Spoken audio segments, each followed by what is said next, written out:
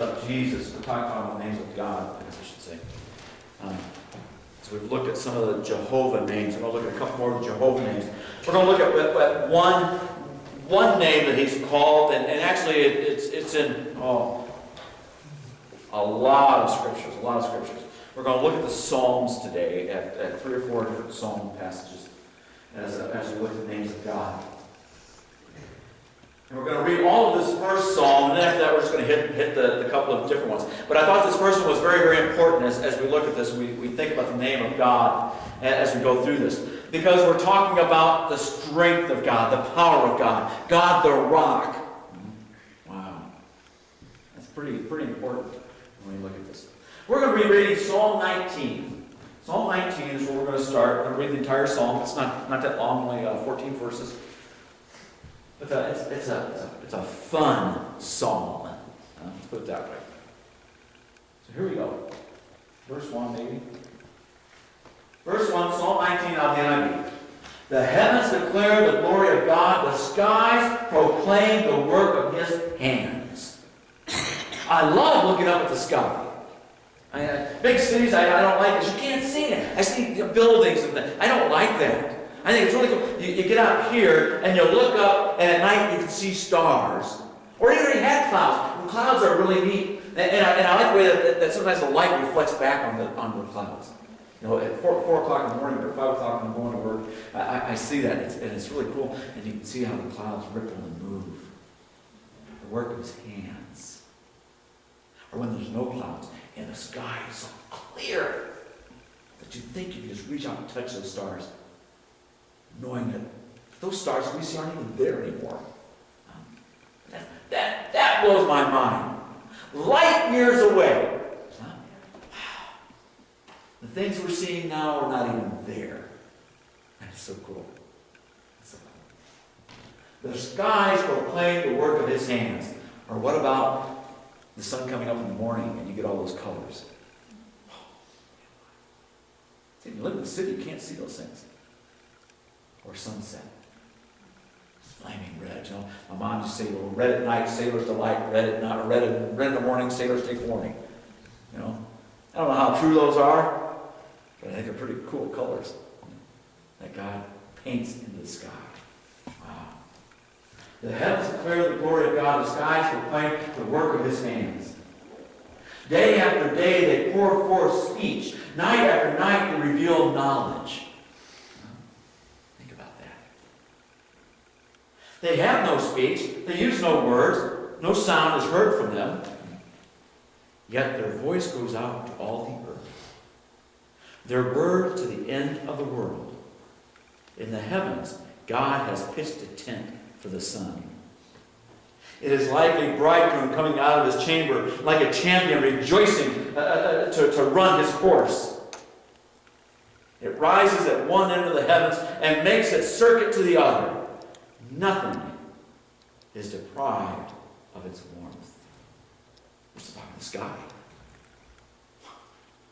I've never said that of the sky. This is pretty cool. I like it. The law of the Lord is perfect, refreshing the soul. The statutes of the Lord are trustworthy, making wise the simple. Pay attention. This is where we've been getting our starting Psalms at the last few weeks. It's out of chapter 19. The precepts of the Lord are right, giving joy to the heart. The commands of the Lord are radiant, giving light to the eyes. Wow. The fear of the Lord is pure, enduring forever. The decrees of the Lord are firm, and all of them are righteous. They are more precious than gold, than much pure silver, gold. They are sweeter than honey from the honeycomb. By them your servant is warned. In keeping them, there is great reward. But who can discern their own errors? Forgive my hidden faults. Keep your servant also from willful sins. May they not rule over me. Then I will be blameless, innocent of great transgression. Read that one more time. Keep your servant also from willful sin. Why shouldn't that be a prayer? May they not rule over me. Then I will be blameless, innocent of great transgression. May these words of my mouth and this meditation of my heart be pleasing in your sight, Lord, my rock, my redeemer. Wow. Lord, my rock. The word that's used here is also means strength. And it's really hard. Every place you see rock and it's talking about God, you can change it to strength, or fortress, or mighty tower, or protection. It's fantastic the way that all these ran together. And here's my notes. I hope you can do this because I can't. Because I knew this was going to happen. Because I have no idea.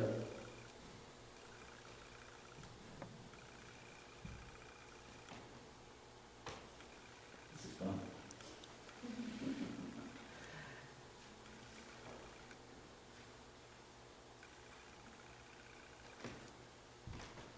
Verse 18:2 uses the same word.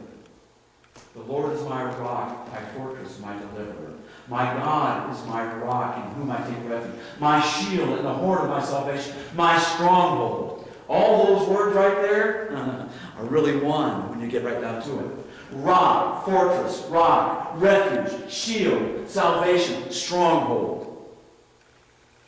Why is it that we think having God in our life makes us a wimp? Oh, you're one of those Christians. Oh, you guys don't know yet. You little weenie. Huh? Oh, I like that. You've seen the commercial, where the kids are out there playing football, and they kind of push the little guy around. Come back when you get your own team. He goes and gets a kid that's wrestling the bear, and the other one's hauling people out of the fire. That's us with God. They're telling us, go ahead, go get your own football team. Hey, guess what? I got the entire team in one person. Let's play. Our God is mighty. Our God provides strength. Our God is our shield.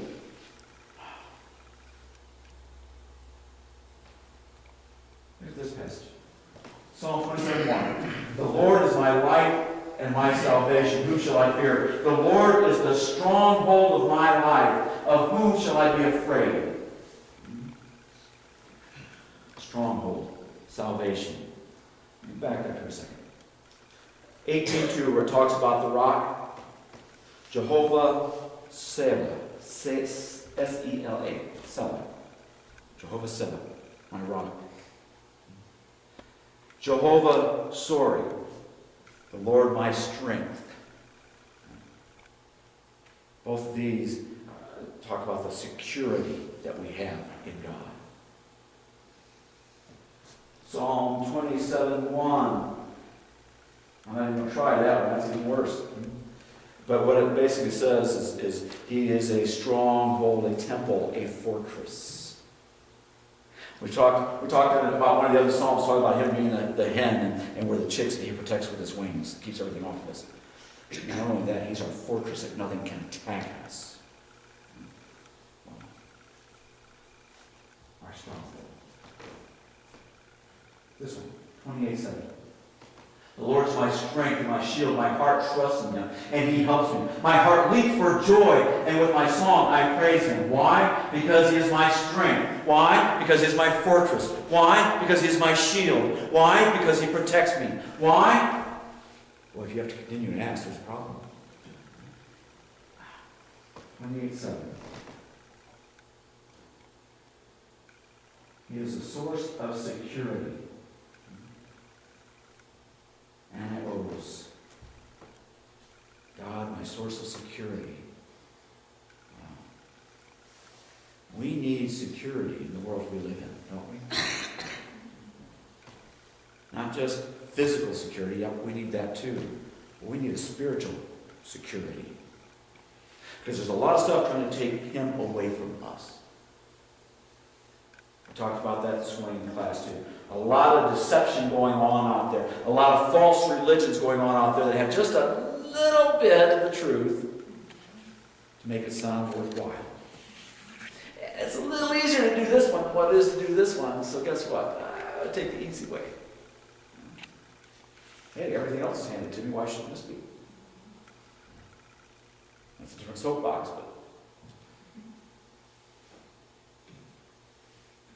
people are hearing what their itching ears want to hear, and they're believing it. Wow. 37:39. The salvation of the righteous comes from the Lord. He is their stronghold in time of trouble. Wow. Where do you go in times of trouble but to the Lord? There's a song that says that in there. I do not understand people that don't know where to go, that have nobody to go to. I mean, they talk about it with friends and family, but that's not enough because everybody's got their own opinion about everything and what needs to be done, and actually none of them can help them in this case. Where can you go but to the Lord? The salvation of the righteous comes from the Lord. He is their stronghold in time of trouble.